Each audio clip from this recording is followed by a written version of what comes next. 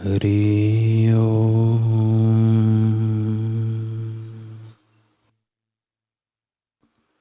हरि ओम।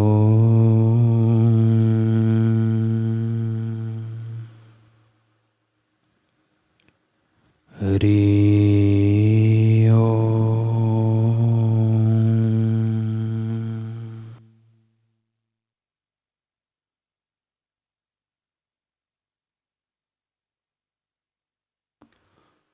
ओम श्री सद्गुरु परमात्मने नमः। श्री योग वशिष्ठ महारामायण। श्री वशिष्ठ जी बोले, हे राम जी,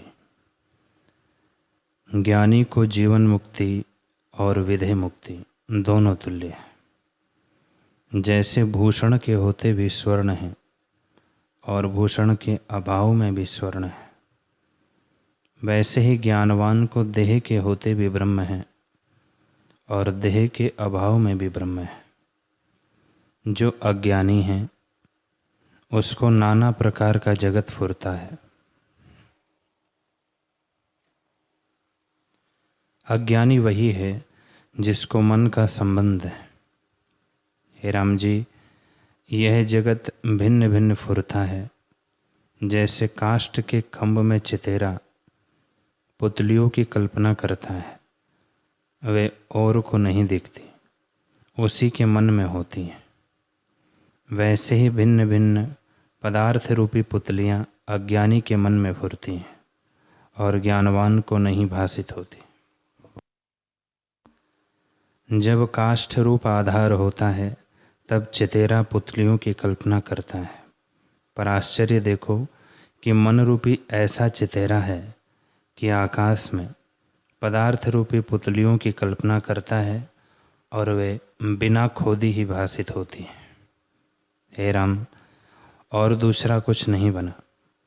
जैसे किसी पुरुष ने कागज पर पुतली लिखी हो, सो वह कागज रूप है और कुछ नहीं बनी, वैसे ही यह जगत भी उसी ब्रह्म का स्वरूप है। हे राम जी, जब तुमको आत्मपद का अनुभव होगा तब जितने जगत के शब्द अर्थ हैं वे सब उसी में भासित होंगे। जैसे जिसने स्वर्ण को जाना उसको भूषण के शब्द अर्थ स्वर्ण ही भासित होते हैं, वैसे ही जब आत्मपद को जानोगे तब तुमको जगत के शब्द अर्थ आत्मा ही में देख पड़ेंगे। हे राम जी, ये जीव महासूक्ष्म रूप है और इनमें अपनी अपनी सृष्टि है। जब तक स्फुरण है तब तक सृष्टि है। जब सृष्टि का फुरना अपनी ओर आता है तब सब सृष्टि एकात्म रूप हो जाती है। आकाश काल दिशा पदार्थ सब आत्मा है। आत्मा से भिन्न कुछ नहीं, वह अपने आप में स्थित है, जो अद्वैत चिन्मात्र पद है।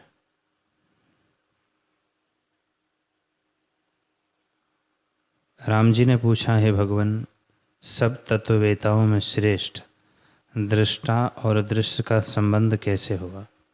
काल में कालत्व, आकाश में शून्यता और वायु में स्पंदन कैसे हुआ है?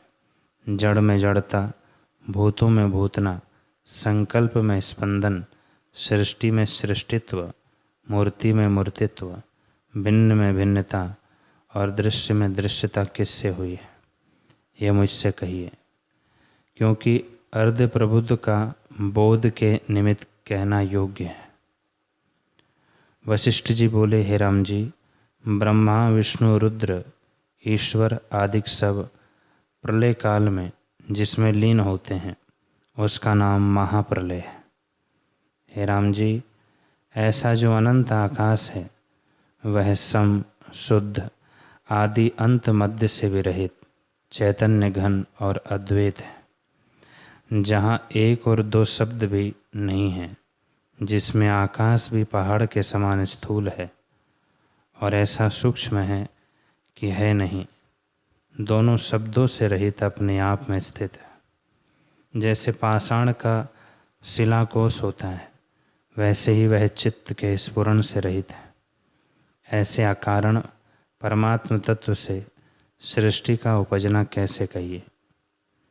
जैसे आकाश अपने आप में स्थित है, वैसे ही ब्रह्म अपने आप में स्थित है। हे राम जी, एक निमेष के फुरने से जो वृत्ति अनेक योजन पर्यंत जाती है, उसके मध्य जो अनुभव करने वाली सत्ता है, उसमें तुम स्थित होकर देखो कि जगत और उसकी उत्पत्ति कहाँ है। हे राम जी, उत्पत्ति समवाय कारण और निमित्त कारण से होती है, पर आत्मा निराकार, अद्वैत और सन्मात्र है। न समवाय कारण है और न निमित्त कारण। आत्मा अच्युत है, अर्थात स्वरूप से कभी नहीं गिरता। तब वह समवाय कारण कैसे हो? वह निमित्त कारण भी नहीं, क्योंकि निराकार है। इससे आत्मा में जगत कुछ नहीं है, भ्रांति मात्र और अविद्या से भासित है। जो वस्तु हो नहीं और प्रत्यक्ष दिखे, उसे अविद्याकृत जानिए। हे राम जी, ब्रह्म सत्ता सदा अपने आप में स्थित है। जल में जो तरंग और आवर्त उठते हैं, वे जल रूप है, जल से भिन्न कुछ नहीं। जब तुम अपने आप में स्थित होंगे, तब जगत का शब्द अर्थ भिन्न न भाषित होगा, क्योंकि कुछ दूसरी वस्तु नहीं है। हे राम जी, ब्रह्म अमूर्त है, उसमें यह मूर्ति कैसे उत्पन्न हो? यह भ्रांति मात्र है। जो वस्तु कारण से उपजी हो, वह सत होती है, और जो कारण बिना देख पड़े, उसे ब्रह्म मात्र जानिए। जैसे आकाश में दूसरा चंद्रमा दिखता है, तो उसका कोई कारण नहीं, इससे मिथ्या भ्रम से भासित होता है। वैसे ही ये जगत मिथ्या है, विचार किए से नहीं रहता। हे राम जी, आकाश काल आदि जो पदार्थ हैं, वे सब शून्य हैं। आत्मा में ना उदय हुए हैं और ना अस्त होते हैं, ज्यों का त्यों आत्मा है स्थित है। हे राम जी, जैसे आकाश अपनी शून्यता में स्थित है, वैसे ही ब्रह्म रूपी आकाश अपने आप में स्थित है। फिर वह कैसे किसी का कारण हो? कारण और कार्य तब होता है जब द्वैत और आरंभ परिणाम होता है, पर आत्मा तो अद्वैत, अच्युत और निर्गुण है, उसमें आरंभ कैसे हो? हे राम जी, जो कुछ जगत तुमको भासित होता है, वह सब काठ की तरह मौन है, अर्थात वहाँ मन का फुरना शून्य है। हे राम जी, जो कुछ द्वैत भासित होता है, वह भ्रम मात्र है। जो कुछ हुआ होता तो ज्ञानी को भी प्रत्यक्ष होता, पर ज्ञान काल में नहीं भासित होता, इससे भ्रम मात्र है। हे राम जी, पृथ्वी, जल आदि जो पदार्थ हैं, उनका फुरना स्वप्न की तरह है। जैसे स्वप्न में जो चेष्टा होती है, वह पास बैठे को नहीं दिखती, क्योंकि है ही नहीं। वैसे ही सृष्टि अकारण संकल्प मात्र है। हे राम जी, जैसे मिथ्या खरगोश के सींगों का कारण कोई नहीं, वैसे ही जगत का कारण कोई नहीं। जो कुछ हो तो उसका कारण भी हो, पर जब कुछ है ही नहीं, तो किसका कारण कौन हो? राम जी ने पूछा, हे भगवान, जैसे वट के बीज में वृक्ष का भाव या अस्तित्व होता है, पर काल पाकर बीज से वृक्ष निकल आता है, वैसे ही इस जगत का कारण परमाणु क्यों ना हो? वशिष्ठ जी बोले, हे राम, सूक्ष्म में स्थूल संकल्प मात्र होता है। मैं भी कहता हूँ कि सूक्ष्म में स्थूल होता है, परंतु संकल्प मात्र होता है, कुछ सत्य नहीं होता। जो कहिए कि सत्य होता है तो नहीं हो सकता। जैसे राई के कणके में सुमेरु पर्वत का होना संभव नहीं, वैसे ही सूक्ष्म परमाणु से जगत का उत्पन्न होना असंभव है।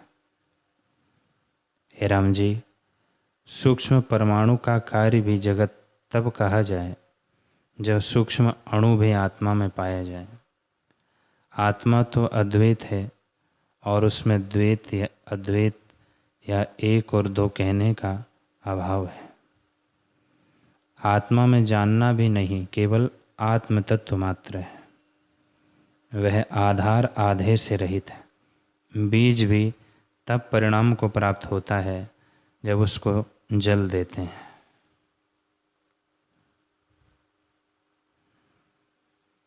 और रक्षा करने का स्थान होता है। पर आत्मा आधार आधे से रहित केवल अपने भाव में स्थित और अद्वैत सत्ता मात्र है। जैसे वंध्या के पुत्र का कारण कोई नहीं, वैसे ही जगत का कारण कोई नहीं है। जब वंध्या का पुत्र ही नहीं तो उसका कारण कौन हो? वैसे ही जगत जब है ही नहीं तो ब्रह्म इसका कारण कैसे हो? जिसको तुम दृश्य कहते हो वह दृष्टा ही दृश्य रूप होकर स्थित हुआ है। हे राम जी, जैसे सूर्य की किरणों में जलाभास होकर स्थित है, वैसे ही ब्रह्म ही जगत आकार होकर दृष्टि में आता है। दृश्य भी कुछ दूसरी वस्तु नहीं, जैसे समुद्र ही तरंग और आवर्त रूप होकर भासता है, वैसे ही अनंत शक्ति होकर परमात्मा सत्ता ही स्थित है।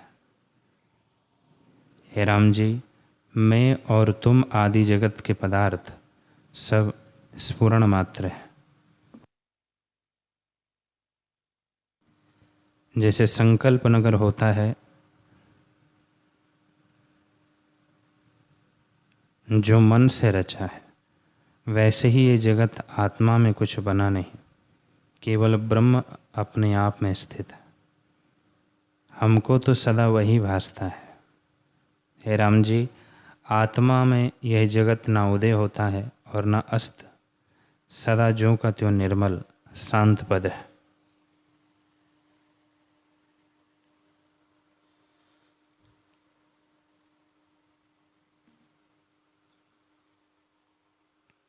हे राम जी, जगत का भाव अभाव, जड़ चैतन्य, स्थावर जंगम, सूक्ष्म स्थूल, शुभ अशुभ कुछ हुआ नहीं। तो मैं तुमसे क्या कहूँ कि यह कार्य है और इसका यह कारण है। यह हुआ ही नहीं तो फिर कारण कार्य कैसे हो?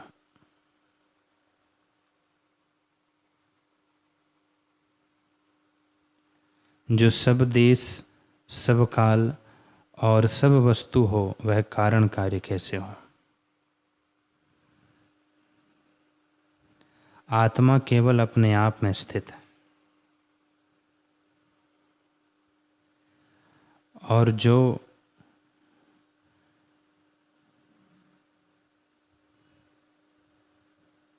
आत्मा केवल अपने आप में स्थित है और जो है और नहीं कि नहीं स्थित हुआ है, उसमें संवेदन है और उसके फुरने से जगत भासता है।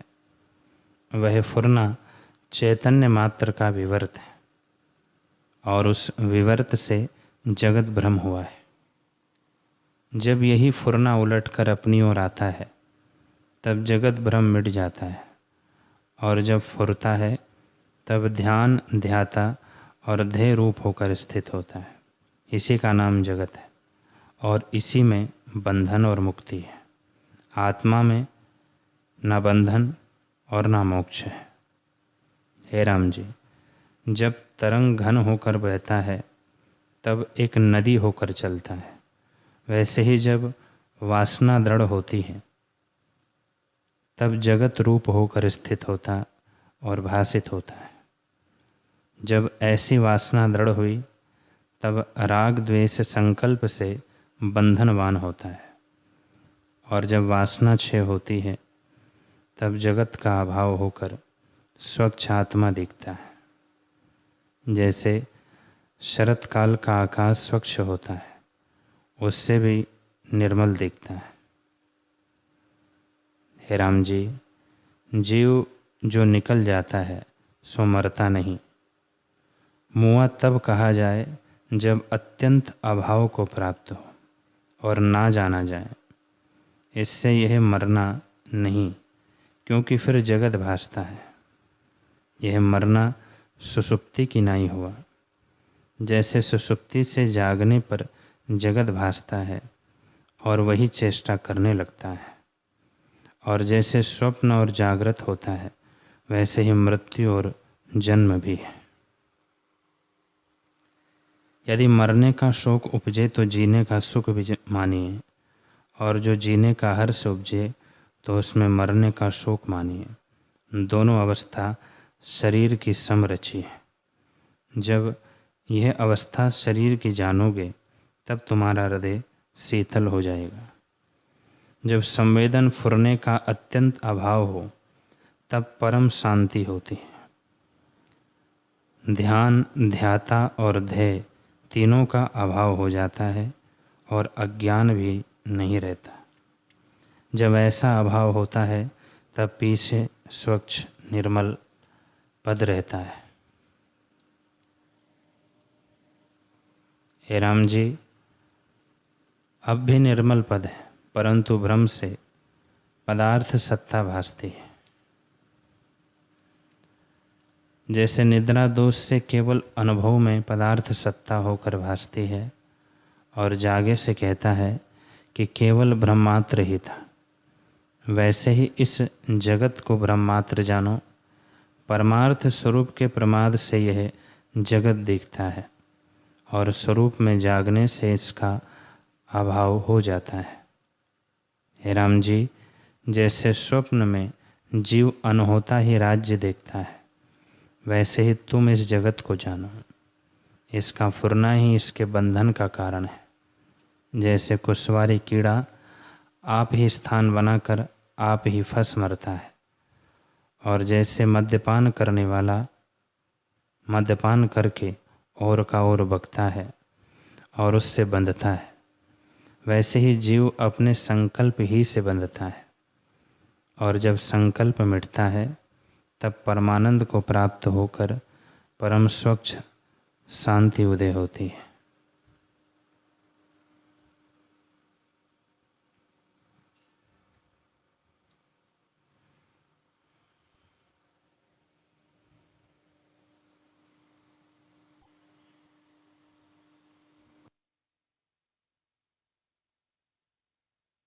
हरि ओम, हरि ओम। ओम पूर्णमदः पूर्णमिदं पूर्णात् पूर्णमुदच्यते पूर्णस्य पूर्णमादाय पूर्णमेवावशिष्यते। ओम शांति शांति शांति। श्री सद्गुरुदेव भगवान की जय।